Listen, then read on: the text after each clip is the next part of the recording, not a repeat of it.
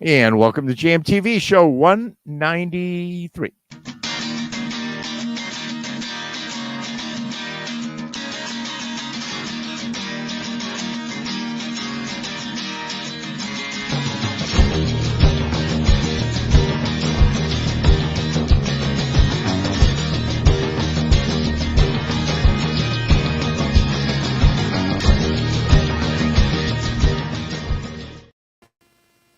Hey, Will Barrett, how you doing? I'm good. How are you doing?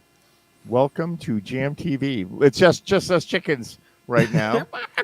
I don't know. We switched from Thursday to Wednesday, and Bill Noman was like, "I'm on that's right. board," and then Yeah. he's And then you got gone. like gigs on Wednesday or stuff. I think I have Wednesday stuff. is bad for him. Hopefully, he shows up. But how are you doing? I'm doing great. I'm doing good. We all sort of take for granted the fact that we can sing or play piano or do this music thing, and we forget that there are other people who really wish that they could do it, And That's true. over the What do you mean by weekend, that? Well, I had a friend who really wanted to sing to her daughter at her wedding. Okay. Doesn't really sing, So I agreed Okay. that I would help her, that I would coach her, teach her, play along guitar along with her, etc. And that was how I spent a lot of last week. And So if she succeeds and everybody loves it, it's all her. And if she fails miserably, it's all you. That's right, baby. Blame it on me. 1-800 Will. But it worked out. It went really well. She did a fantastic job. It was great. It was like stand up, breathe deep, yell loud. And Very that was cool. all. What did she do? What did she perform? So, oh God, I was afraid you were going to ask me that. It's Fools Rush In. Oh yeah, Fools Rush In. It was I was like, okay, whatever you do, just pick a song Right. that doesn't have long sustained notes. And she says, oh, I've already picked the song. It's Fools Rush In. I was like, every single note is a long sustained That's a note. female vocalist. I've had stories. I've worked with female vocalists over the years, and they're wonderful in their own way, but they're not like working with a guy because guys, when they put a band together, they're like, we're going to be a band. Well, no, there's a caveat, but guys are like, they're like the hunting party. They're like, hey, you want to go hunting? We're going to go out hunting. We're going to go land a cute or two. We're going to be together as a team, right? Mm-hmm. And when women start bands, they're like, I am the queen and you are my subjects and you are here to serve me. A lot of guys love that. You've seen this happen? I've only seen that. What a Wow. lot of groups do is like, so you'll bring a female into your group and she'll be like, this is now you are my servants and I am the queen. So it immediately, wow, interesting. So Now, there are guys who will do this. There are guys who will be like, I am the king and you are my subject. But it's less. And so like women will be like, guys will be like, all right, here's the set list. And the guy goes, hey, can I add this and this? And sure. And what about this? And what about we can't play that? Or, it's all usually like we can't play it or that's wimpy and we don't like it. But they'll fight it out. And then there's logic involved. Right. Yeah. Women are like, you're like, here's the set list for the band. And she's like, I'll make one and give it to you because I'm not doing any of this. And just like pick a song with no long notes because no, I've already picked the song. I was like, okay, then. Okay. Yeah.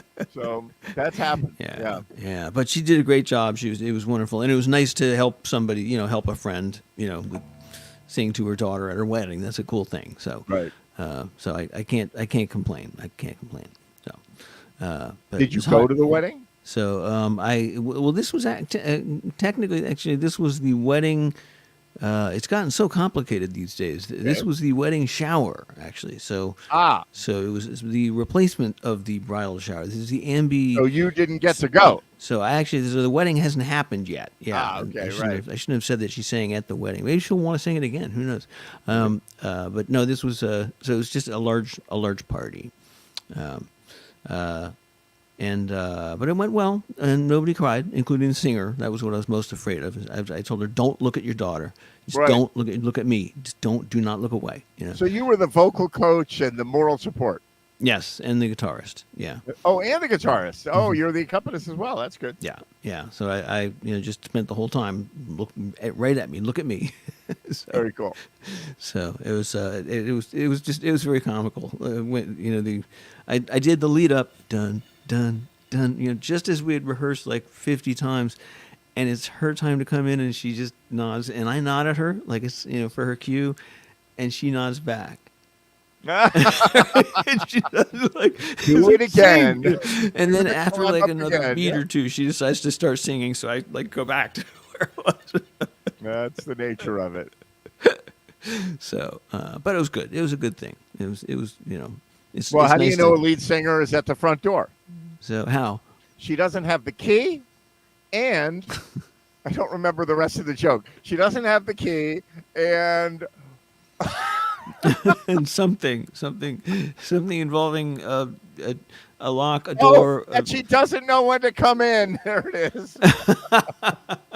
She doesn't know the key and doesn't know when to come in. It doesn't know when to come in. I haven't told that joke in a long time. I should run them in my head first, Yeah, that's right. Yeah, before the show, just like rehearsing. I have to rehearse my. Yeah, you're with a new band and they haven't heard your jokes, and you're like, I had a pickup truck and I left my accordion in the back of it. When I came back, wait, how does that go? I don't remember. Oh yeah, there were 6 accordions. That's it. That was like an old Dale Carnegie trick that you would rehearse stuff in conversations with people. So if you had something you're going to say in a speech or something, you'd tell the story to to someone like a friend or whatever as part of a conversation, as if you made it up on the spot. And then your friend later hears you up on the stage tell the same story. Realize, oh, he was rehearsing on me. But it works for Dale Carnegie. So. I guess it works. So do a song for us, would you? All right, sure. Cool. Am I allowed to be political? Yes, you are. Okay, this is in honor of Kamala Harris.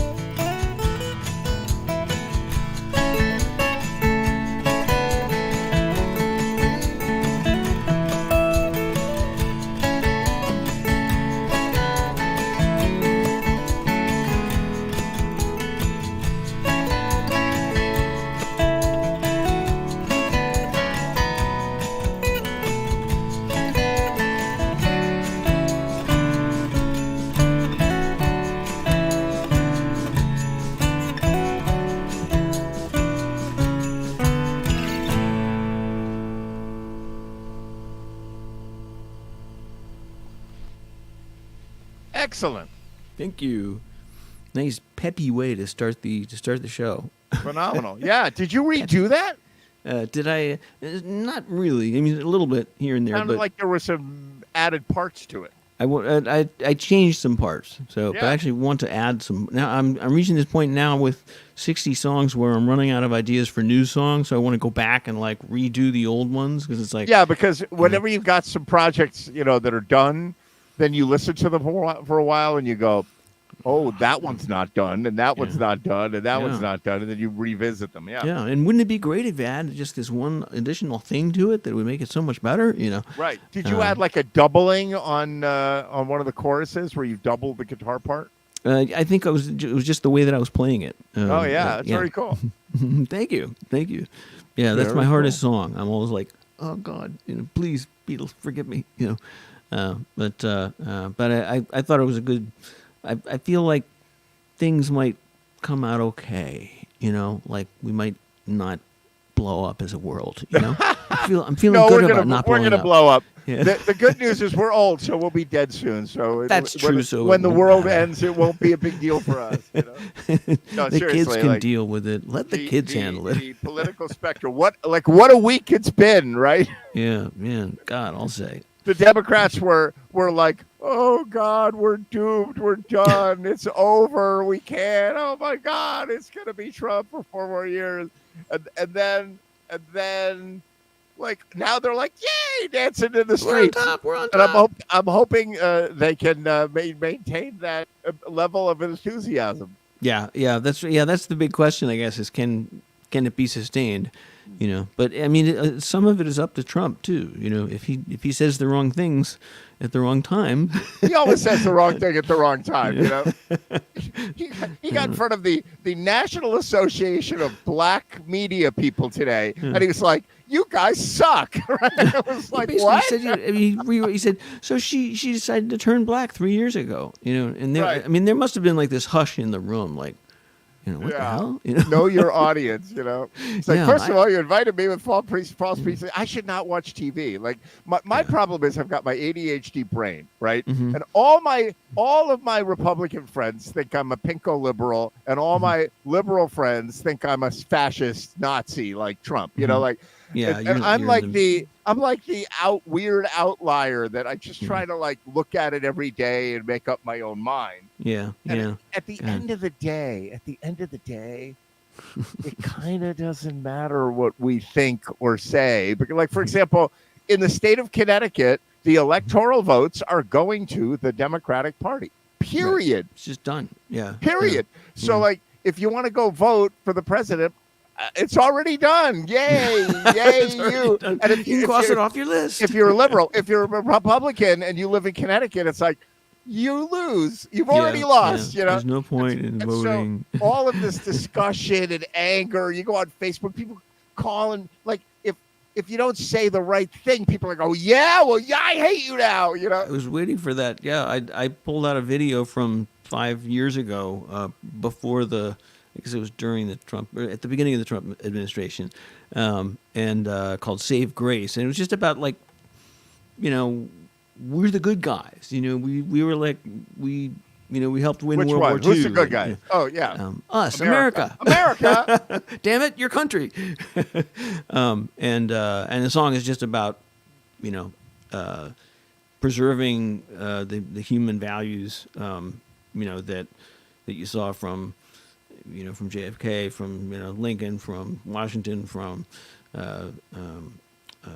from all the people who all those good guys created the culture, all the good people. The Mount Rushmore crowd. Yeah. The Mount Rushmore crowd. Speaking of the Mount Rushmore crowd, and there he is. I thought I saw that face up there. Hey, boys. Old and made of stone. There you go. I was afraid you were going to show up. No, you got to throw that in there. When he mentioned all true. When he mentioned ADHD, that made me think of AC/DC, and I thought, oh shit, I promised Randy I was going to come up with a song, AC/DC song. No, but I did notice while I was warming up and getting, boy, my lighting is all on one side of the room. I like that. You threw in a little Shania in the middle of that, right? That's right. Yeah. That was nice. I like that. I'm glad because mixing Shania Twain with the Beatles, some people might be Yeah, a little offended by that. That was a unique mashup. I liked it. So yeah, it's very, very unique. Yeah, and there's somewhere in the first verse, or second verse, there's a little Kinks in there too. I missed that. It's the beginning of the tune about I hope today. Oh, Better Days. Better Days. I hope tomorrow you'll find Yeah. it. It's basically the first half of that without the Better Days.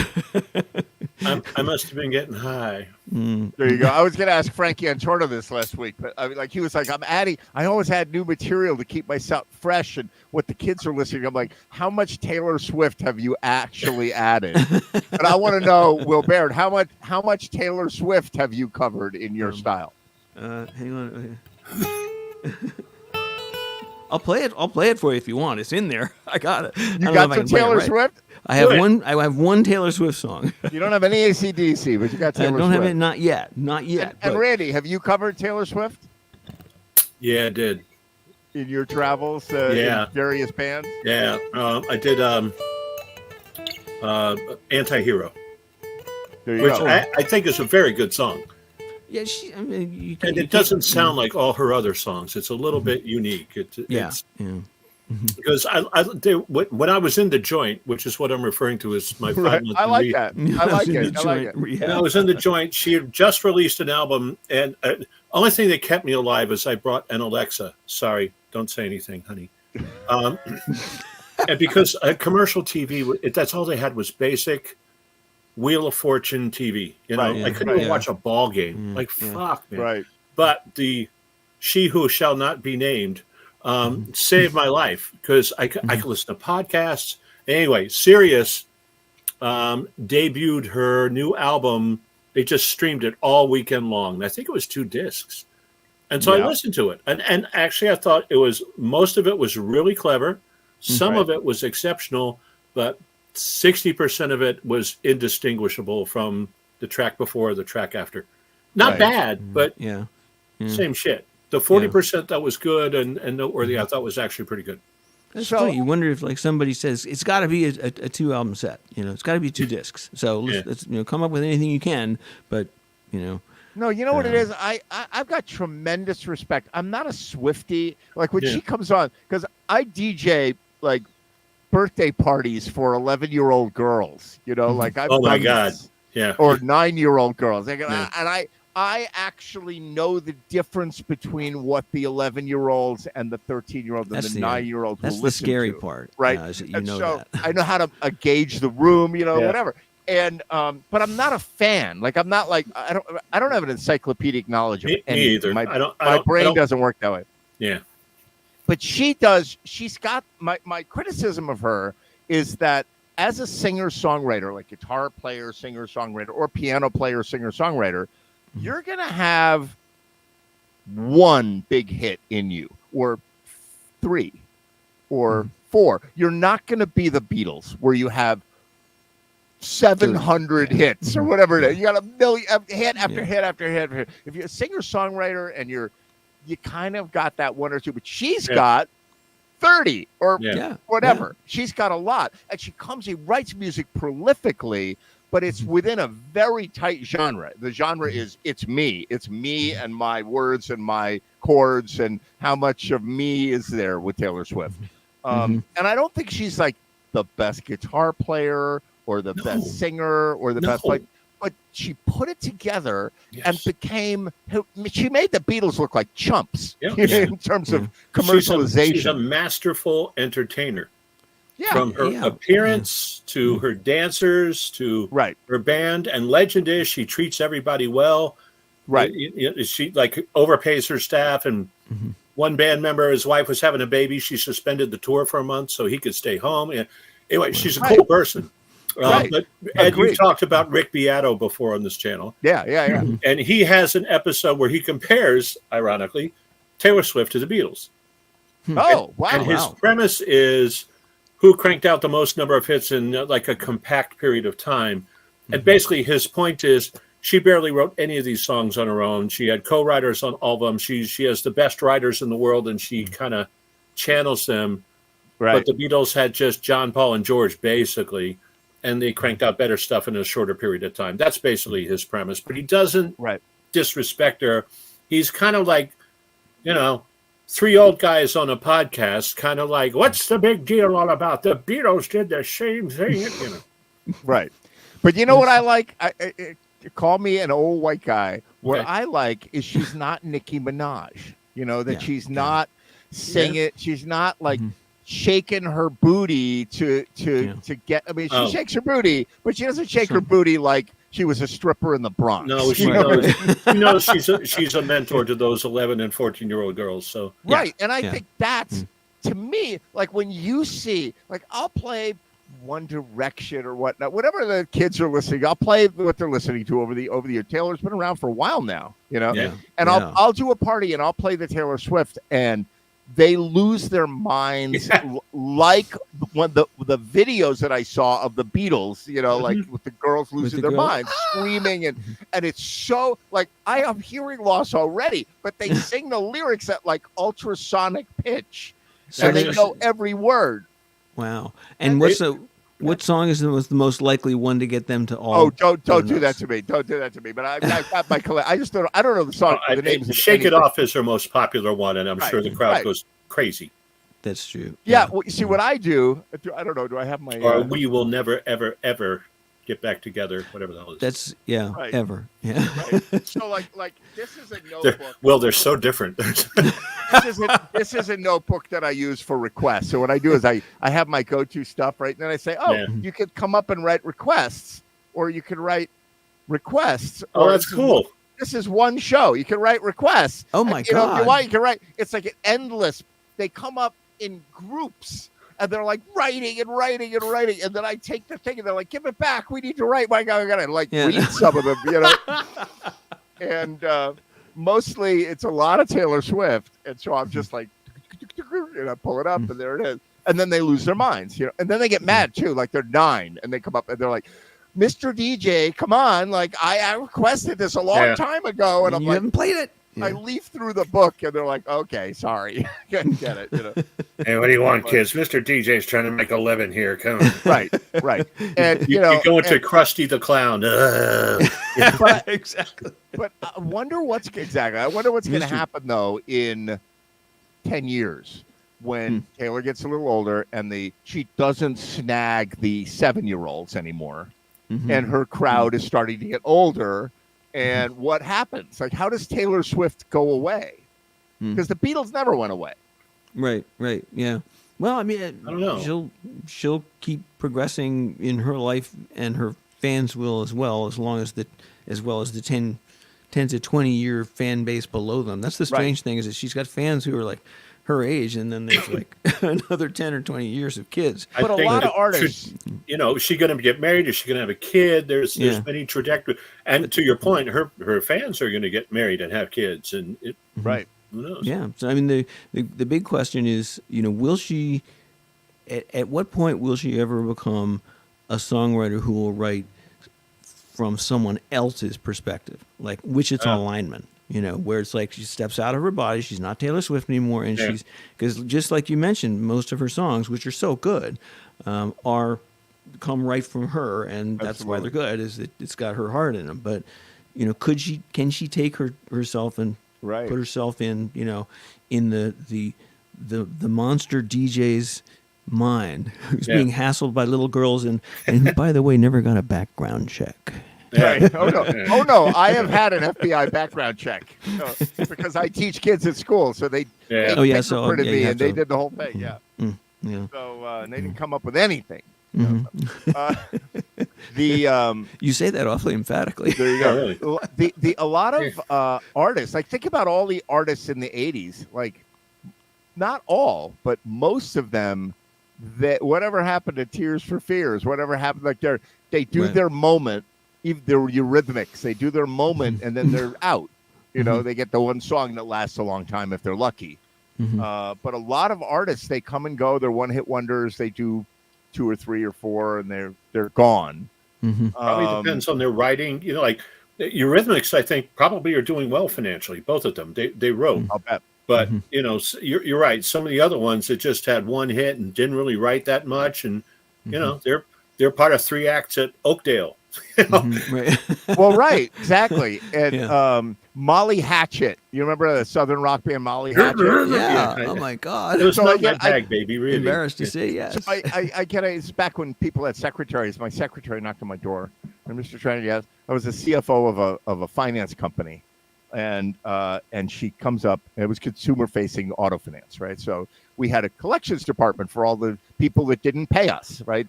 We'd call them and say, "You got to pay us, or we're gonna come get the car," right? And so this secretary says, "I've got so and so. I can't remember the name anymore." I knocked on the door. "I'd like to see you." I'm like, "Really? Nobody comes to see me." I was very much the inside guy. Nobody talks to me. And he came in and he said, "I heard you were a musician." And I'm like, "Yeah. How do you know that?" Like, I wasn't playing any bands, and I was doing my corporate thing.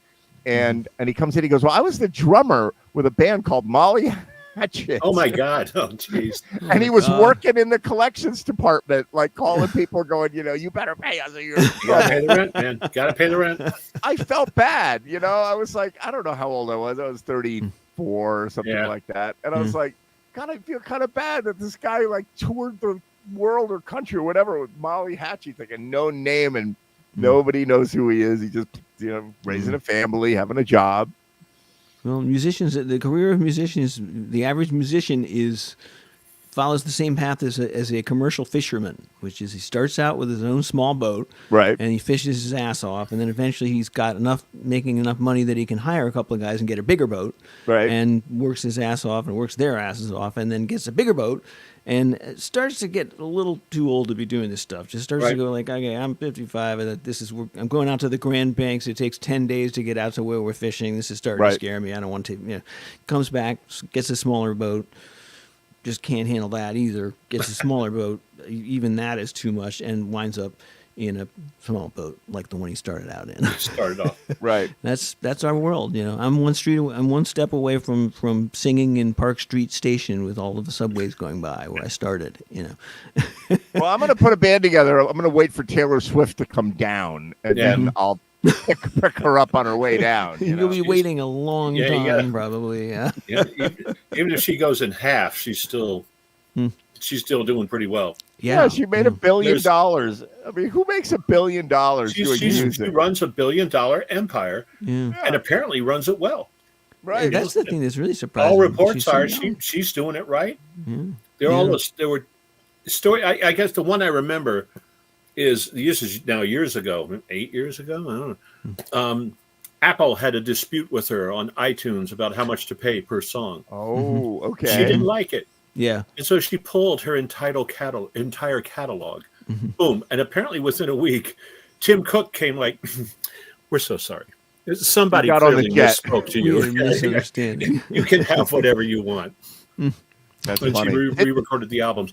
Didn't the Beatles do that too? Didn't the Beatles originally say, "No, you can't have any of the stuff"?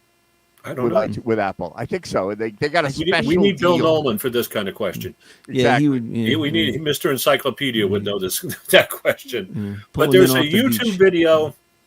I will forget the guy. He's a like a guitarist, journeyman for country acts, electric player. He's a dude. Right. He's out there. He's playing. And he basically broke down what everybody gets paid on a tour, and it's shockingly low.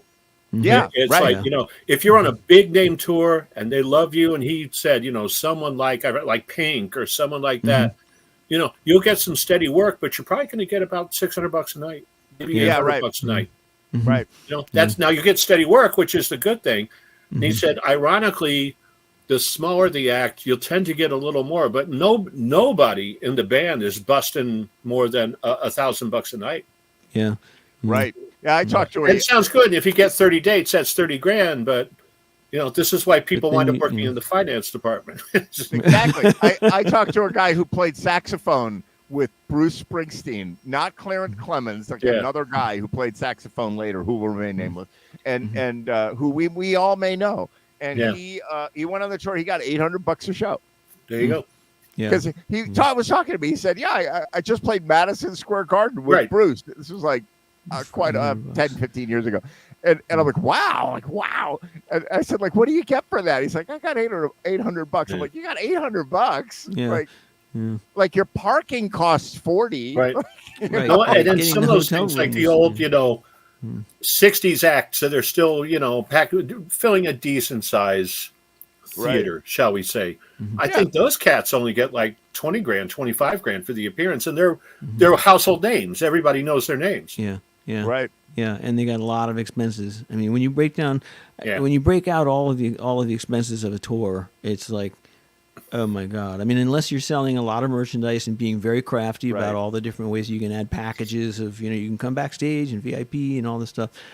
You have to. It's an incredibly unprofitable enterprise on its own. Although I've told this on the air before, a friend of mine, a boarding school buddy of mine. I went to boarding school early, right, in Switzerland, and I was 11 and 12 when my first year in boarding school. Kicked your ass out pretty quick, huh? And it was on the top of a mountain in Switzerland. You had to take a cable car. It was like the Grand Hotel Budapest. You had to take the cable car to the top of the mountain to get to the school. I went to something like that. Not boarding school. Go on. And my best friend there, who's like German royalty, whatever, I caught up with him on my motorcycle trip when I was out in LA. I looked him up, and there he was, and I hadn't seen him in 50 years. And we're talking, and I go, "What do you do for a living? Like, what do you do?" And he says, "Yeah, I'm a PR guy for music people." And I'm like, "Oh, really? Anybody I would have heard of?" And he goes, "Yeah, like Herb Alpert's my big client." Oh boy, right? And I said, Herb Alpert, like you do public relations for Herb Alpert? Like, what does he need that for? He's like 90 years old or whatever. Yeah. And he goes, no, he still tours. He still does like 50, 60, I can't remember the number, like some number of dates a year. And I said, oh God, he must really need the money, right? Oh no. and he says, well, you heard of A&M Records? Well, exactly. It's the A in A&M Records, and he sold his share for $800 million. Yeah, he's ridiculously wealthy. Yeah. When that was real money, Tour as much as he wants. He's got a lot of Malibu. Like he owns part of Malibu, on the beach, and he lives on the beach. He's another one. The reason he formed that label, he was sick of record guys being a dick to him. There it is. And apparently whoever worked for him just loved the guy. He could not have been nicer and treated them fairly and revenue shared and all that stuff. Right. And then he sold his part, $800 million, and he gets on his $60 million Gulfstream jet in the morning, and he flies to Omaha, and the band is there, and he goes on stage, and he plays his set, and then he flies home. And I had no idea. I've never even seen his name come around. I would consider going to see him, but I've never seen. He just released a music video with I can't remember. I saw it the other day, and it's a one-shot music video, and I can't remember what it is, but he played trumpet on the song. I can't remember. It's a cover of something, or maybe something he did, and there was a singer, like a hot chick singer, like I don't really remember, but he played like 8 parts in the music video. So the camera was going through different things, and there he is standing there mixing drinks at the bar. There he is playing the piano. There he is playing the trumpet. Like he just walked around the set and the different things. And it's 90-something-year-old Herb Alpert. Yeah, this guy's got a sense of humor. He's got it with it. He's still got all the brain cells functioning. Wow, unbelievable. Man. He's ahead of me. Pretty good. It's pretty cool. I got to look that up. Will Baird, play us a song, would you? I'm going to go look that up. Sure. Let's see. What'll it be? Taylor Swift? Yeah, that was Dare Me. Highway to Hell. I'm not gonna dare myself to do that until I've rehearsed it. I don't play it. The premise was I don't really like them. Go on. Well, no, it's I don't. There's like 50 songs that I play every week. Like 4 times. In 4 different chemotherapy places and hospitals, but there's some songs that you can't, that I feel like you can't play. And a Taylor Swift fast-paced song about style, you can't play that. Maybe right? That's all they want to hear. Yeah. And Help, I still feel like that's not really an appropriate song. I know Dave Robinson said, well, that's fine, but I still just don't. That's fine. Oh yeah. I still sort of, I don't know. I don't want to offend anybody, but anyway, like keep it light. One guy came up to me and said, what song you ought to know? You ought to learn? This is an older guy. Zippity doo dah.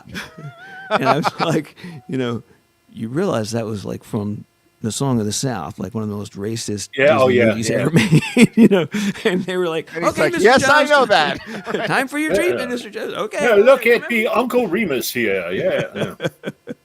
Yeah, that could get complicated. You want me to sing? You want me to play now? All right.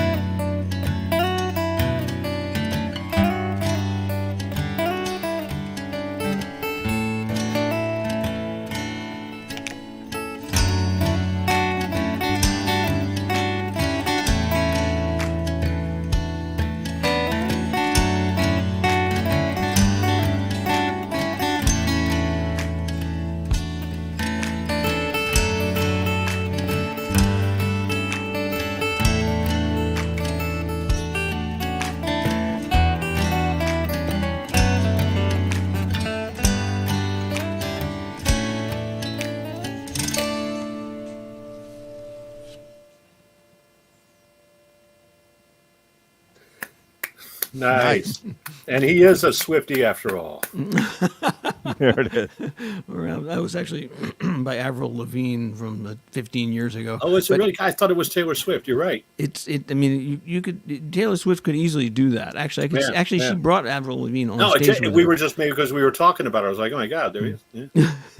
There it is. No, she did something kind of cool. Actually, sorry, it was going to be like the Swiftie show here. But 2 tours ago, she brought on stage a different performer at every show that she did, and it was everyone from Bryan Adams to Sarah Bareilles, who's like a very contemporary singer-songwriter, to Avril Lavigne, who was sort of a one-hit wonder, and brought them all out. One at each show, she would bring another person out and do a song with them, just out of the blue. And it was kind of cool. When you're a billionaire, you can be like, I'm going to do whatever I want. Yeah, exactly. Yeah, and they're going to love it. Look at them I will all. send the jet for you. Just hop on the jet. And, I want to carry a large yellow snake wherever I go. I will be the artist formerly known as Will. Dave Platt, how you doing? Good. Hey, How's it going? the artist Dave. formerly named is Dave. Doing good. How are you? Good. You been to Iceland? I have not been to Iceland. My daughter's been to Iceland. I got a T-shirt. You got a T-shirt. Lucky you. Reykjavik. Yeah, I remember going to Reykjavik. I got off the plane in Keflavik and took the bus to Reykjavik. And there's wooden telephone poles along the road, but there's no trees in Iceland. So I asked the question, like, where did they get the telephone poles? And like, they import them. Oh, wow. Wow. This tree made in The Korea. telephone pole ship is coming from Germany or wherever it comes from. Yeah, that's right. In all the pictures my daughter sent, I don't recall seeing a single tree. No, they import the telephone poles. That's my only piece of knowledge about Iceland. Wow, that's I'm not even sure where it is, other than somewhere north. Middle of the ocean, middle of between here and there. So. Next to Greenland. Yeah. Yes, exactly. It's a super cool place. They got a lot of really cool stuff there. I've heard. People tell me. I like Bjork. Bjork.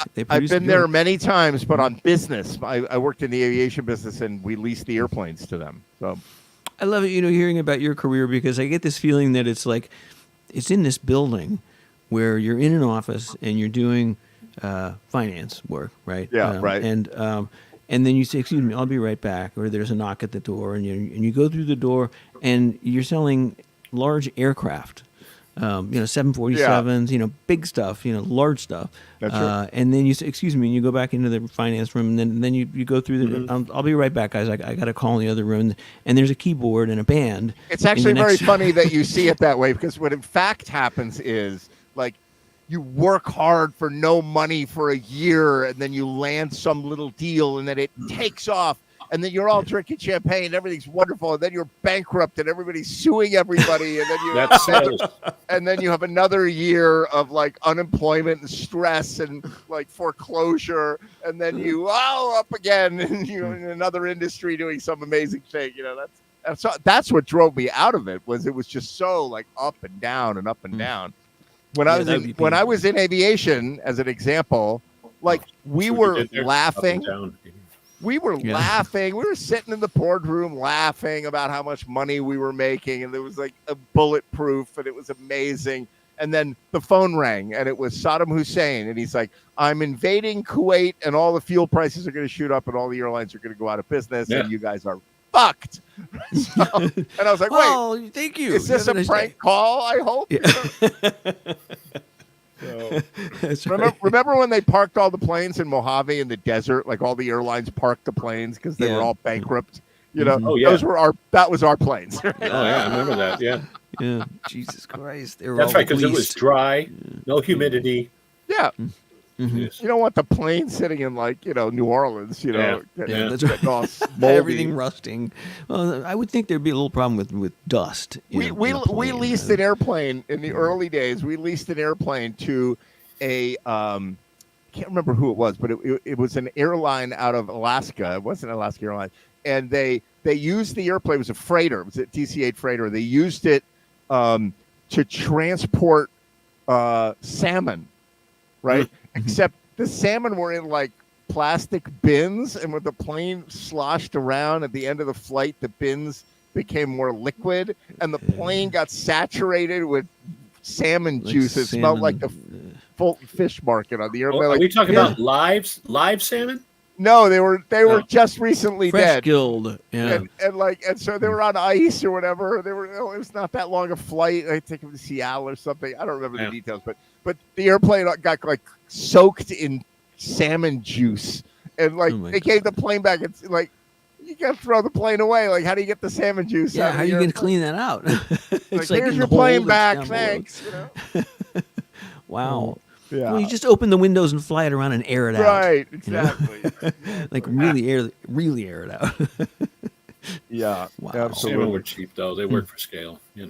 But I'll tell you this. Get back to music. I'm a nerd, right? I can't get through a JMTV without talking about AI and whatever. But I have long conversations with AI to sort of flesh out ideas. And I had a 2-hour conversation with the AI the other day about 2 subjects. One, how come so many? It seems like a disproportionate number of music artists, they start out fine and like wholesome, and then they end up as heroin addicts. Oh, like methamphetamine, and or whatever it is. They end up bad, and they end up dying of some overdose, or they die at an early age, or they kill themselves, or whatever it is. And it's like, it's way too many of them. Yeah. People that deliver for Domino's, they're not like getting into heroin, and maybe they are. Maybe they're called. Some other path. There's got to be some other path that's like likely to get into trouble. Right. I And can't my think of what theory, it is, my theory has always been that the reason this happens is that it's not the rigors of the job or anything like that. That people like. You slow down when there's a bus wreck. You slow down. There's an instinct that you want to slow down and look and rubberneck it and check it out. And if someone, let's say, Amy Winehouse, right? You look at Amy Winehouse and you go, something's going on here. I can't quite make it. And what I think you're responding to summarize it, is that people get off on watching people get off. People get off on, like, they see that she's singing in the state of euphoria, and the state may be because of drugs, but they see the pleasure and the enjoyment, and they're attracted to it, and they listen to it. So anyway, I fleshed this out with the AI. I was talking about how that is, because it's just from Billie Holiday to Kurt Cobain to Louis Armstrong to Whitney Houston. They start here, and my thought is the record companies. If anybody knows this to be true, it's the record companies, because they know I've got this artist that's got the eyeballs and the ears of the world listening, and if I keep them high, they'll have that special quality that we could sell a lot of records on. I would think they want to preserve their product, but. I mean, that was the world of of Coke, because it just seems like so many people, Jimi Hendrix, and the list goes on. The list goes on. No parents, or not even a spouse to act as guardrails. So it's I can do whatever the fuck I want. I'll be fine. Well, if anything, you have people around you who are saying you can do whatever you want. I heard Billy Joel recently. They were talking about he just finished his. What the hell was it? 100th Madison Square Garden? Something like that. Milestone. 1,000th? Yeah, right. He said, it's really cool, and I do these shows. Everybody loves me. I do this, and I get off stage, and I get in a car to go home to Long Island, and I'm just a normal schmuck stuck on the LIE trying to get there it is. And there's a guy that didn't get into drugs or alcohol. No, did he? Well, he did, but yeah. Maybe for a while, yeah. Yeah. And it is interesting. He does fly in a helicopter that lands on his tennis court from the Hamptons. That's the inbound is in a helicopter with like totally not like a normal schmuck. Yeah. But it's interesting that after the gig he's got to like go home, and sit in traffic like everybody else. Right. I mean, it's always been my contention that the record companies like to dope up their artists, like to. Yeah. Like doping a horse to keep him going. I mean, that's what they say the Elvis crowd did. Yeah. Right. It was the money machine. And it wasn't, I don't think, to make him transmit his vibe, or what you were just saying, Ed, get the audience to, is keep him alive, keep him going. It was doping him like a horse. Well, come on, Seabiscuit, get out there one and you know why nobody talks about that? Because God forbid that anybody would talk about that. That's right. Don't you dare. If that came out, that the studio system in Hollywood and the music industry especially is doing that systematically, which you could kind of maybe make a case for it. Hey, Sherry. Hey, Sherry. Hey, How Sherry. you doing? I just got back from the gym and I heard you guys yammering on up here. Yeah, Yammering. Yammer with us. This is high discourse. Yeah. That's Dare right. you This call it yammering? Exactly.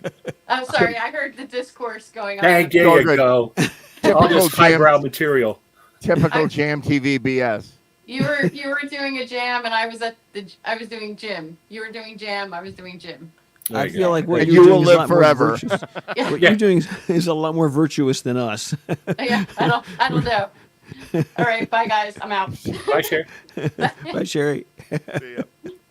But yeah, because you wonder, like, how old was Jimi Hendrix when he? He's part of that 27 crowd. They were all 27. Oh, he was one of them. Oh, Him, Interesting. Jim Morrison. The I'm thing trying to think is, of he's who still else. selling records. Janice. he's still selling records. Somebody's still getting that. Oh, yeah. Yeah. Yeah, that's for sure. Because, you know, what's the success rate with heroin? 0? Right. Over time, yes. Yeah, you're right, Dave. A few guys or gals escape it, but the odds are pretty bad. Yeah. Well, Yeah. right. So you got clowns like William S. Burroughs and freaking Johnny Depp, right? Who lived Right. in that world and survived, right? And so that Yeah. makes people think that, oh, I can handle it. You can't fucking handle it. Yeah. Like, Right. That's Nobody right. Nobody can. can handle it. Nobody can. And you know, there's a flip side to it too. That it's not all that. I think it's multidimensional. It's not all just heroin addiction or alcohol or that sort of thing. A friend of mine who's a dancer, professional dancer, said, not that kind of dancer, said, in a Broadway dancer, she said that people like Michael Jackson and people like Prince, to be able to put on those shows for 2-3 hours every day, more, a lot, on a long tour, and to dance. They're essentially, Michael Jackson was a singer, but he was really a dancer. Oh, my You God, know? Yeah. And so to put on a high energy show where you're dancing every day of the week or every other day of the week for a long period of time, especially as you get older, your joints and your bones and your muscles are not happy with any of that crap, right? Yeah. And so that's why people like Michael Jackson, Prince, high heel shoes jumping off speaker columns 12 feet in the air onto the stage playing guitar. That's what killed him. The splits killed his hips, right. Well, the other thing that killed him apparently was he was Jehovah's Witness and wouldn't undergo any surgery, at risk having to have a blood transfusion. He was? His addiction to oxy is what killed him because of his joint pain. Right, because you got that pain, whatever that is, and so now you got a doctor on staff like Michael Jackson and Prince and whatever. You're not just getting it for recreational purposes. You're just trying to get through. It's like I got 100 more dates in this tour, and I gotta get through it somehow. Yeah. Well, so there's the problem. So Prince was the guy that really was like, I couldn't believe it, right? Prince was tough, man, because you want to talk about a guy who was like in control of his shit. Yeah. That was Prince, man. I mean, the guy was, Absolutely. He was a little off the rails with the Jehovah's Witness stuff at the end. I didn't know about that. Is that really true? He was a Yeah. Jehovah's Witness? If you listen, some of it, the music I love. One of my favorite songs is 1 + 1 + 1 is 3, and he opens it up on his live record talking about there's a theocratic order, and he goes through this whole I saw him at the Garden. One of the best shows I've ever seen, but the stage was a combination of that Prince symbol and the cross. He was, Oh, wow. Yeah, he was all over it. When I saw him, it was a combination of the Prince symbol and a bed. There you go. And it was like much more sexual Much theme. better, It must have yeah, been like yeah. several years before that. Well, he Wow, still how had did hot they- chicks. He wasn't How too did they Jesus. put up with him? Him. Oh my God! I guess they don't forbid that, right? Yeah, exactly. Hold on. Coming to us right now, live from the Hollywood Bowl. Because I did not know. Dave Robinson. Dave Robinson living his Baby. best There he life at the is. Hollywood Bowl, waiting for Bob Dylan and who all? I don't know if you hear me.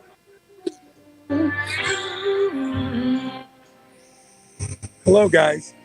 Who's there? Dave, Who's Dave. there? Who are you seeing? Who are we watching right now? This is Brittany Brittany who? Spencer, I think. Brittany Spencer. Opening. Opening. For Bob Dylan and who else? Yeah. John Cougar and Mellencamp. and Willie Nelson. And Willie Nelson. Wow. That's going to be a good show.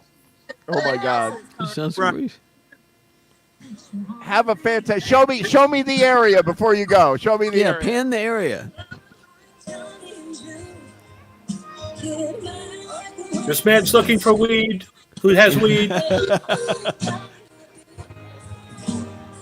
Pretty amazing. Dave Robinson at the Hollywood Bowl. Hollywood Bowl. Yeah. Holy Nice. crap! How cool. So good. How you guys doing? We're doing great. Good to see you. We'll see you next week. Okay, sounds Have good. a great time. Dave Robinson. It's great that he dialed in Wow. from the Hollywood Bowl. I sent them a Technology. wake up. I sent them a wake up call. I was like, Dave Robinson, this is your wake up call to come on Jam TV. He's like, sorry, I'm at the Hollywood Bowl. And I was like, what? Dial in anyway. Bob Dylan and John Cougar, and it's amazing. What a funny bill, actually, John Cougar. Willie Nelson. And Willie Nelson, yeah, and I just can't quite fit Dylan with the other three acts. I mean, they're all That's great, great. But I can't see him. Dylan and Willie Nelson and Bob Dylan. Yeah, it just doesn't seem. I don't know. On the other hand, I mean, when you look at something like the Traveling Wilburys, you couldn't really see any of them being together either, and they were like a great band. Yeah, they were. So, go figure. Roy That's good Orbison and stuff. Tom Petty. Where did that come from? So, Will Bear, do a song for us, would you? Could Got do one that. more? I got at least one more. All right. Just got to remember what it is.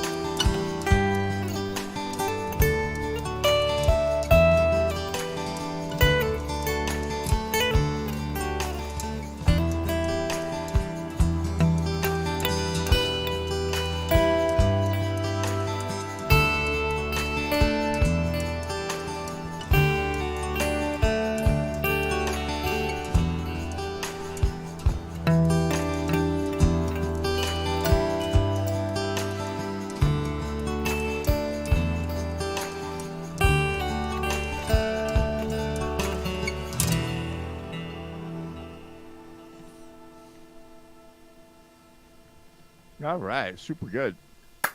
Jolene. Jolene. Tribute to Dolly Parton. Very nice. There's another song named Jolene. There is. And I remember, I can't remember by whom, and I remember I was playing with a band, and they go, you know Jolene, right? And I go, yeah. Oh, no. And they start up the song, and I'm like, leaned over to whoever, I'm like, I thought you were playing Jolene. I'm like, this is Jolene. And you know the song. You know the song. I'll look it up.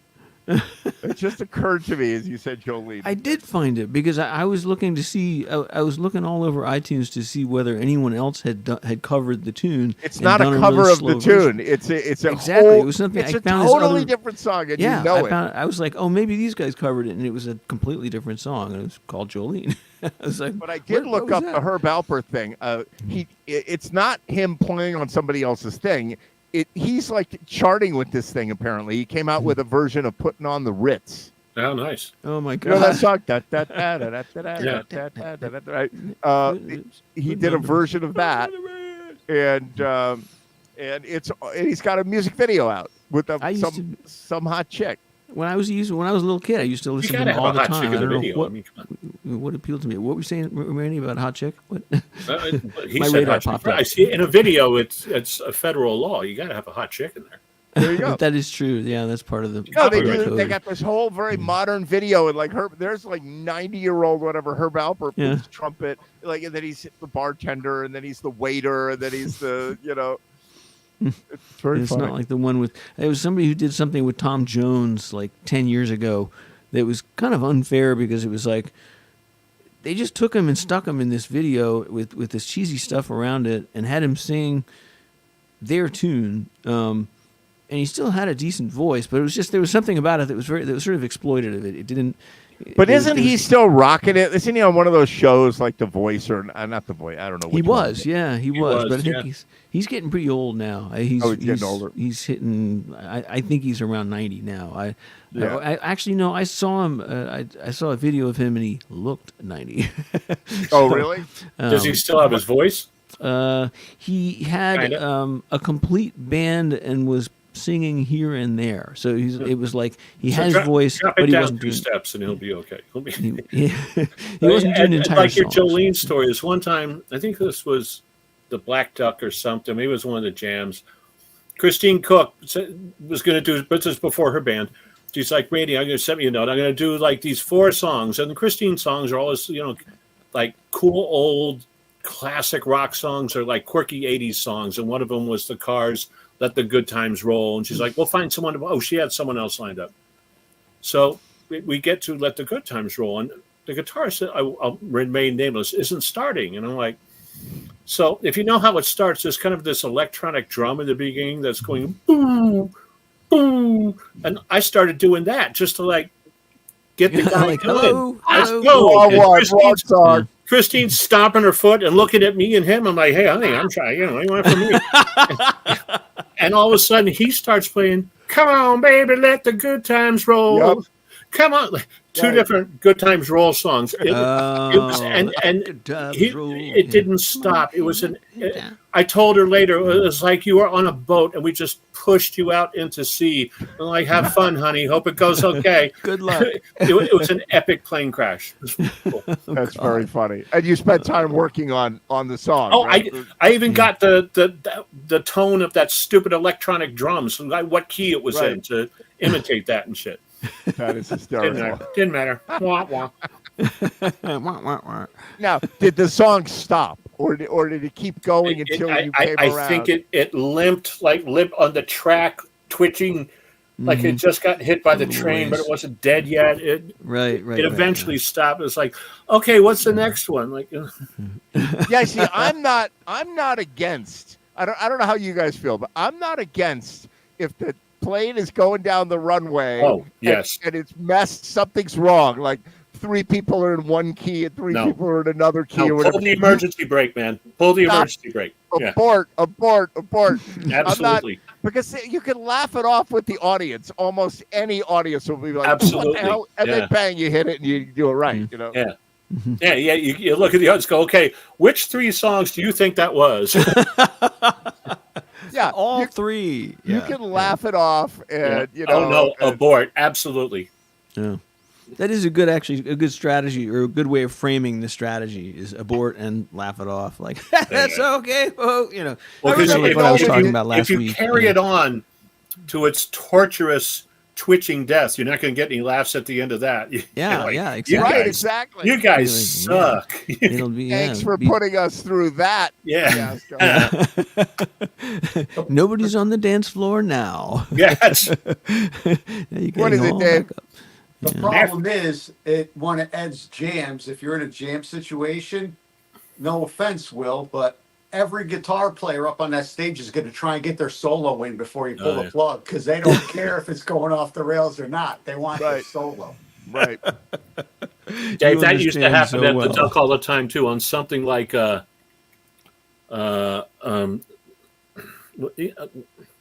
Way Out.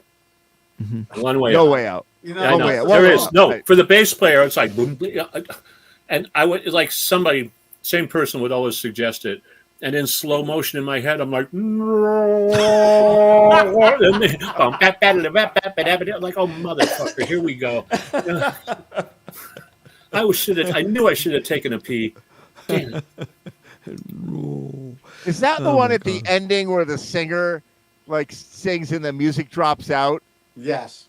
Yeah. Oh and then, yes, like, yes. it's like, And that I always have to- goes horribly wrong. Yes, It yes. goes horribly wrong. I've got to Yeah. like play something in there to like try to keep the singer on key. Or, Yeah, I think I've done it with you. Yeah, it's like it just might be your man. yeah, right. If you I don't said it do just that, might be your man. I'm thinking maybe one more time. You know what I think about it? It really just might be. exactly. And if you get a singer that cannot like do it nicely, like can't like there are singers you're like, yeah, I would do that with Holly or with Billy Foster or whatever. Oh, you they know, know. Yeah, but no like any worries. other singer, like Yeah. not so much, you know. And you just—that's when you turn to the drummer and like, only you have the power to save us with brack dum dum brack dum dum bam Right, bam exactly. bam bam bam. You know, Yeah, thank you. Good Come night. Yeah. Yeah, it's true. It's true. Well, as you can always get away with the what is it? What's the name of the thing that's da da da hey da da da da da da da hey? Oh, da, I they know do what it a you lot mean. of- Was that Gary U.S. Bonds? it could be. Yeah, I don't know what yeah. you're talking about now. It's like they play it at like football games and stuff like that. Yeah, it's like a great audience tune, you know. Yeah. if you can get them to figure out where you want them to go, they'll like go forever. and And it's get you like, out of any how do trouble. we end this? How do we end this? Yeah. how do we end this? How do you pull the ripcord on this motherfucker? Yeah. Yeah, that's true. And there are songs like that when you're playing live in a band and you're just trying to get to the end. You just gotta get. Yeah. You hope, and then the worst thing is if the lead singer, because nobody notices except the band. Like the audience is oblivious. They're like, woo, Yeah. and the singer gets up and goes, "Oh man, that needs some work. Really sorry about how we screwed that one up." Everyone's Don't like, say that. I hate when people do that. Yeah, don't listen. There's people in the audience who know that we just sucked, but don't tell the uninformed that we sucked. Just Yeah. let it fucking- yeah. They don't know. They don't know the yeah, answer. yeah. The odds are they were the minority, the cognoscenti, whatever. I can't pronounce it or spell it, but So Dave Platt had a double show the other day with like a 30-minute break from the end of one show. No, 28-minute break from the end of one show to the beginning of the next show at a Nice. different location. Right? Where were you? How'd that go, Dave? It went good. I got there with 10 minutes to spare. There. I felt Amazing. bad. I flew out of there. But I mean, Very everybody's done it. I've seen you do it, Ed. You left the blue. I've done it. I've left during the last song. Like, Yeah. like in the Packing middle up. of the song, I'm coiling Yes. wire. But yeah, Dave, we did the Blues Patrol at the Pig Roast at the Norwalk Boat Club. And then Dave said, come hell or high water, I got to be out of here at 7:30 to make the Sunset Grill for an 8:00 hit, right? And I went, I will make that happen, right? So we get the song going, right? We're like, okay, one more song. We get the song going, but the last one went a little over, and now it's 7:20, like 7, Dude, and we start getting that scary. song. Getting And scary. you can get in and out of that song in 3 minutes unless you have a 10-piece band where everybody Whoa. takes a solo, right? What we were talking about, right? I'm literally throwing things at people like, no solos, no. And they're looking at me like, why not? Why wouldn't we do the solo? It's the last thing of the night, and we're going to stretch it for 20 minutes, you know? Yeah. It was valiant. You should have saw it. He didn't let the horn players take a solo. He was didn't like, let no Elwood solos. announce the band. He didn't Right. let any of that stuff happen. He's Elwood's like, hey, let me introduce. I'm like, no, you're not introducing the band. Let's play it over. And we're out, right? And we Thank you still very got much. you. Tip your waitress. Thank you very much. Goodbye. It was still 1.5 minutes over. Was this some? but Why was? it was surgical the way that I got out of there. I was so Yep. and I felt bad. I didn't get to hang around. I didn't even get to bask in the afterglow of any Right. of it. It was a great Yeah. gig. We played The great. It afterglow. sounded great. It was fun, and I had to pack up and split. And then Although the good news is Sunset Grill is the best load-in ever. yeah, pull the car up, throw the stuff over the rope, park, go play. Yep. I skipped the That's go the parks part. Just That's roll the it up. Roll that up to where you're going to play. Those are the best ones. That is one nice thing about playing outdoors. Is very often you're not. Well, I take it back. Rewind the tape. Will never said that. So everyone. No, you can play outdoors and have the worst load-in the history of the world. Like it's exactly. like, oh, worse it's than not in the parking lot here. Oh, yeah. You got to go It's down the around that stairs. building to the back and then up the hill and then down the flights of rickety stairs, and then Yeah. that's where the stage is. Yeah. On the uneven lawn. Oh, great. Please Perfect. just call the police and have them shoot me now. Yeah, Yeah, I wish- that is. Like I said, How I was, wish I but could've Dave, how was Sunset rewound. Grill? Is it good? That place is always awesome. I love it. I have not. It's killing me. I've not been able to play there this year. I think I'm going to pull it off in September, but I haven't been. Yeah, we were there. I think 4 times so far. I think we got. Wow. Did we do our last one? No, I think we got one in September. But each one just gets a little bit wilder, man. There's nothing like drunk yachties to really kind of make your night go Well, and well. you don't have to worry about did you bring your own crowd. They have a crowd. There's a Right, crowd right. there already. It's ready made for you when you pull up. Mhm. And then we bring people on top. Then of you it. bring people on top, right? Yeah. Right, it's like does Captain's Cove still do music? I'm so out of it. They Yeah. do. They but used you to be a gotta good in the summer. outside. Yeah. Well, they do too. They do the one out on the deck, and then that ends, and then they have the band start upstairs. right. But I haven't really seen that promoted. I don't know if they're doing that anymore. Yeah, I I don't did. know either. I did one gig there with the band I won't name, and we were the second band inside, and I, played to like a barkeep, a waitress, and like 3 drunk chicks, and that was it, and it was I don't know. I had It a was 4th of July.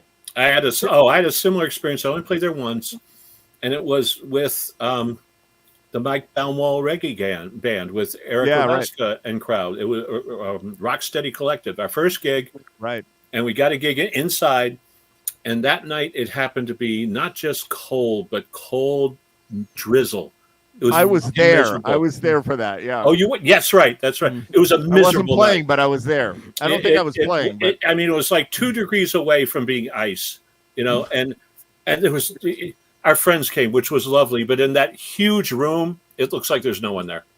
right. We got you got some good. We got some good. And we played great. It was our first gig, and it was fun. That's the only time I've ever played there. I've never been there. It any doesn't other help time. when the governor's on the radio going, "Stay home, don't go on the roads. It's icy." No. The term that will drive a crowd away better than any term: wintry mix. Wintry, Oh, good. freezing Wintry rain. mix means Yeah, stay the fuck home. Right. Yeah, Okay. yeah, I'm not going near that. Yeah. And I remember some of the best jams at Cobb's Mill Inn. The forecast was for 4 inches of snow, Yeah. And I was like, "We're doing it, and everybody came, and then we're like, walk outside. It's like literally you have to shovel to get your car. Yeah. Those are the No, days. I've lost my faith in weather forecasts altogether. After last week, I had a day where it was 80% likelihood of raining, and canceled the gig, and it never rained. Nothing happened It was at all. sunny. Yeah. It was like, I cannot But believe. that's we outdoor canceled it. gig. That's So, what you're yeah, gonna get. You're it's gonna like- get show up and set up all your gear, and then You know, There it is. You know? I was like, I thought, I'll call Ed and ask him just like, how does he make the judgment call of whether to kind of urge to cancel, like, and I Ed, how do you make the call? And Ed went, I hate outdoor gigs. I hate them. Like went off. I mean, it was like because in and Ed, you've never Connecticut, seen summer forecast, it's like the morning of the forecast is possibility of severe lightning and thunderstorms or not. Right. Yeah, exactly. Or nothing. Well, or in that day, it was across all the different services. They all had different forecasts. 80%, 20%, 25%. And what you have to do, you have to have a conversation with the band leader, which is like, have you spoken to the venue about what happens when it rains 45 minutes into the first set and it's over? What happens? Like, let's not be fighting about it then. Yeah, that's actually a really good point. As well as physically what happens. Like, well, actually, immediately the drain's back up right next to the stage and you're in 4 inches of water. Well, there's that, yeah. But there's also what happens with the money. Like paid? If you're gonna make me go there and set up and then presumably tear down if we're not killed in a lightning strike, then am I gonna get money for that? Yeah. Is there a lightning strike bonus too? I've built that into my contracts. Yeah, exactly. My heirs, make if out only really the well. band is killed, but no patrons, you do get paid. That's how you get the gig canceled. You somehow manage to get some legal words in there, like if this is a material danger to the band members. Whoa, wait a minute, material danger. Maybe we should cancel the gig. Material danger. That's. I was once on stage with a band, like 10-piece horn band, and I have my iPhone on the keyboard with the radar. And here's this storm the size of New Jersey, like that is coming towards us, right? It's been coming towards us for 2 hours, right? And I'm watching it. And now I see the audience is sloped on the hill there. And we're playing at a gazebo, but we don't fit in the gazebo. So we're playing in front of the gazebo. Gazebo is right behind us.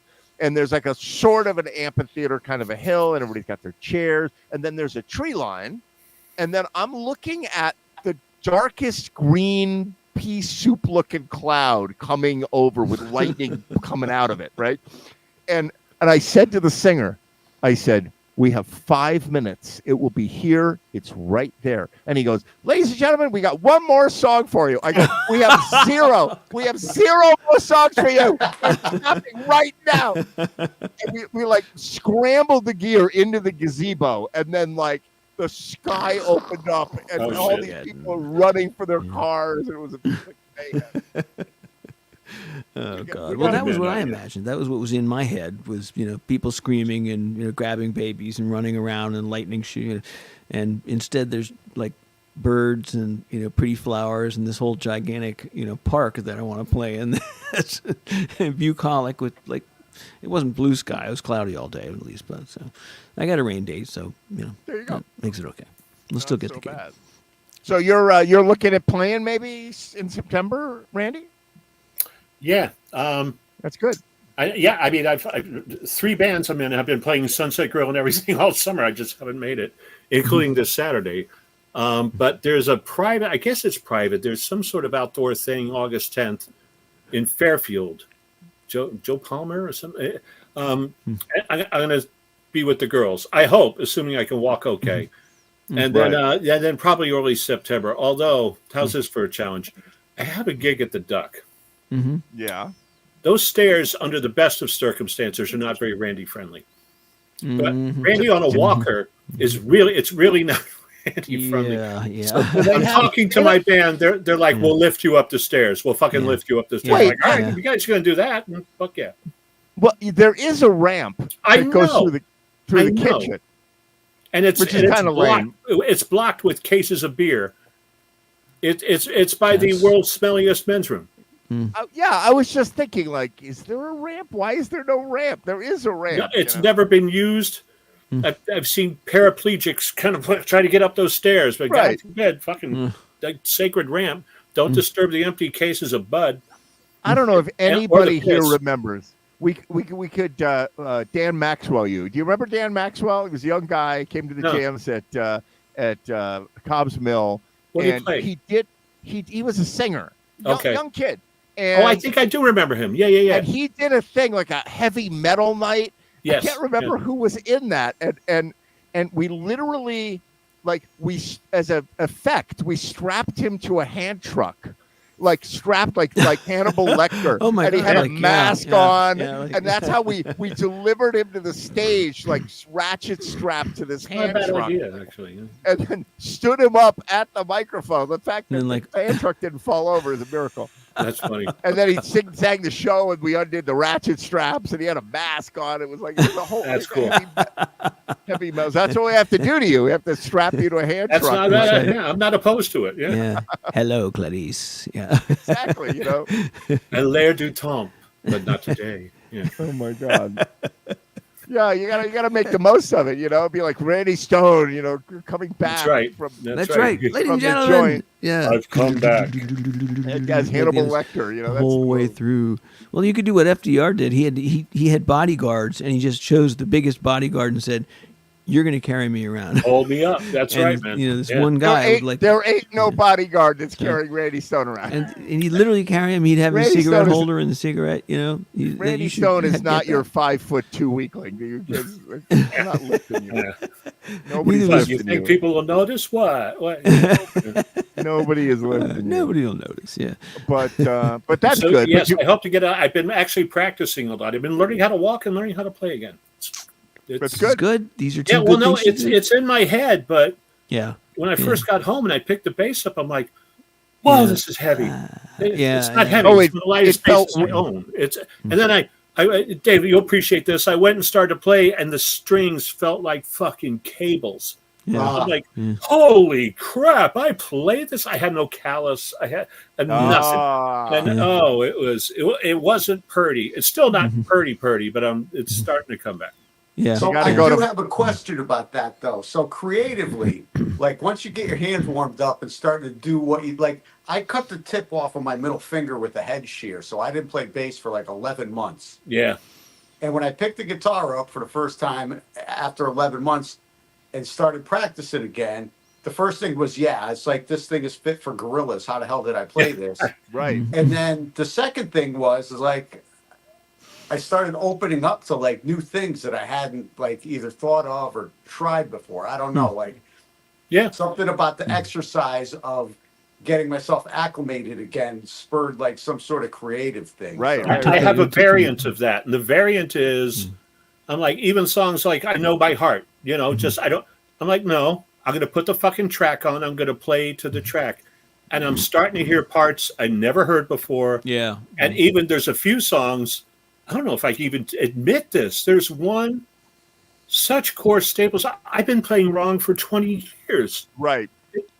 I saw her standing there. Mm-hmm. There's a part I've been playing wrong. I'm like, how the fuck could I have been playing this For wrong? 20 years. Nobody told me. No one ever said, Right. "Hey, Randy." And I are you put the doing? headphones on. I'm like, what is McCartney? It's not huge. It's not like structural, but no wonder it sounds different on the record because I'm not doing what McCartney's doing. Yeah, I noticed that too. Like I'll hear songs come on the radio that I played in a band 500 times. Yeah. And I'll go, that's not how it goes. That's not how that song Right. goes. Like Mm. it's not how we do it. Yeah. So Yeah, as I'm sure. getting, I have playlists that I've made for every band I sub with or play with. I'm methodically going through them all. Even I learned a lick on "Take It Easy" I hadn't been doing. Mm-hmm. I wasn't fucking it up, and I'm not a slave to the song, as Ed knows. Ed and I played a lot together. You know, I do the song, but I'm not trying to do Mr. Note for Note Do it record your way, recreation. Mm-hmm. But there's some licks like that's a good lick. It sounds good. I should do that. And I've been ignoring that. Hmm. Anyway, I should go back and listen to that. you'll be shocked. Yeah. Yeah, Will Baird, like those songs don't sound like acoustic guitar and instrumental versions, you know. What happens is, and I'm sure that it's exactly like this for you, Randy, is a lot of the times when you first learn these songs for a gig or for a band or whatever, you weren't learning the song like I'm going to listen to this song and I'll have it nailed note for note before I rehearse it. It's like we're doing a gig Friday. We're going to try this song. Yes. So you learn the song as quick as you can, as Yeah. competently as you can, and then every subsequent gig you might embellish. It's probably your own stuff. You'll make the line more interesting, but you might start straying a little bit further Oh. from the original. Dave, Like- Dave, that is so well put. When it's especially I used to sub a lot. Last year I was subbing a lot. And it's like, just, I would get the call on like a Tuesday for a Friday, like send me the list. And it's like, I know 80% of them, the 20% I don't know. Just get me through the gig. Let me learn it enough to not be embarrassing and get me through the gig. And you're so right. Then I would never go back to them to really listen to how the fuck they go. That's right. Yeah. Yeah, it's not like the music we're doing that the band hands you the sheet music. Here's the book, and you're going to read the show. You're going to read. Here's the bass line. You're going to read it. Well, that's not you happening. don't do any of that. No. And I don't like that. I don't like having to do like I was talking to a band the other day about this, and they're gonna do some Steely Dan, and I said, I love Steely Dan. I love them. I loved them. I listened to them in high school. I love to listen to it. I hate playing it. Yeah. Because you can only do it wrong. You can you either do it perfect, in which case, good, you pulled it off, or good for you. if you start adding your own shit, like don't play the solo different. Like they went through a lot of trouble to get the solo exactly what it was, on the record. And Dave and I have to imitate Chuck Rainey. Like, really? Okay. All right. Yeah. Okay. Sure. Good luck with that. You can only mess it up. Like other music, you could bring your own flavor and change the groove. Not Steely Dan. No. So, yeah. So, okay, gentlemen, that's kind of it for JMTV. Who's got gigs? What are you doing, Dave? I got August something, 17th, I think. Gates is like the next gig I got. Like everybody's on vacation and stuff. Gates in New Canaan? Yeah. Oh, cool. So it's quiet for the next couple weeks, and then we got a couple things in August, then September, a couple things, and then it starts picking up again for the winter for whatever reason. We got a string of stuff at the Station House and back at the Black Duck. If you don't keep up with your bookings at the Black Duck, you'll lose a whole year. I know that, and I may have lost a year. Anyway. I've stopped. I booked like 35 gigs, and I haven't played one of them. So the first one I hope to play is August 17th at the Duck, assuming they can haul my ass up the stairs somehow or up the ramp or something. That'll be with the Rough Dogs with Linda. I have a gig at my favorite sushi house, the place where the sushi chefs all yell at me. Nice. Yeah. I don't know what that means. Record it. I want to hear it. Yeah. I'll see if I can record it the next time I'm there, and then I can play it for you guys. But I'm there for the 17th and the 20th, whatever the 2 weeks is after, the week after that. And then I've got the Post Office Square gig on Monday, and then somewhere in the middle of the month, which is that park that's right in the middle of Boston, this small, really nicely manicured, privately owned park. And then I'm stopping. No.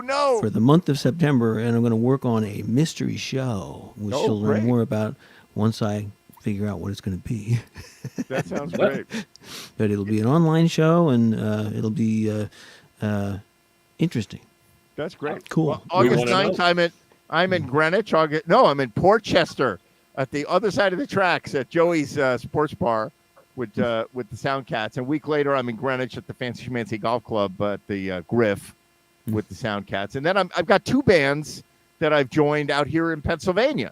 Yeah. That's right. Dr. Shadow. I got a call, Randy. I probably said it to the other guy. I got a call, and she goes, "Hi, this is Deb from Dr. Shadow." And I go, I don't think I have a doctor named Dr. Shadow.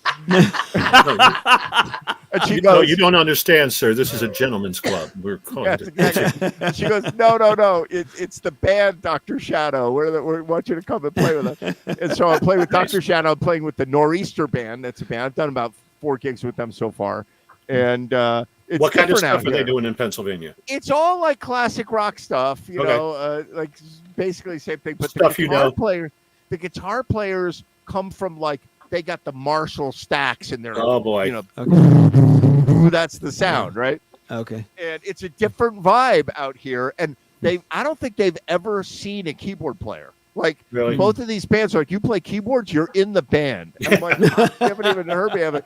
I don't think there are any keyboard players around here. So I'm now in demand out here. Yeah. Are they good? Do you like it? Yeah. They're pretty good. Yeah, they're good bands. And one of them we just going to start playing there's a gig in the middle of August somewhere. and the other one is they both had some personnel changes, which is why I got to on board. And they're not just using me as a sub; they're using me like I'm in the band, and they're changed a singer, and the other band changed the guitar player. So I feel like I'm on the ground floor of the new version of the band. New band, yeah. And that's kind of fun, you know. Part 2, yeah. Cool. For all our bitching and moaning and all those stories we have, the bottom line is playing is fun, and playing in front of people is fucking fun. Yeah. And better than half an sitting hour at home. playing in front of people is better than 8 hours of practicing at home. It's fucking fun. Yeah, it's totally true. And It's if one the of the girls are strangest things. dancing, it's even more funner. That's it. That's it. So, all right, guys. Well, that's it for JMTV Show 193. Great to see you all. Great to see you, Randy. Dave Platt, thanks for stopping by. Will Baird holding down the music for the show. Great to see you guys. See you soon. I'm in. Prime rib lovers.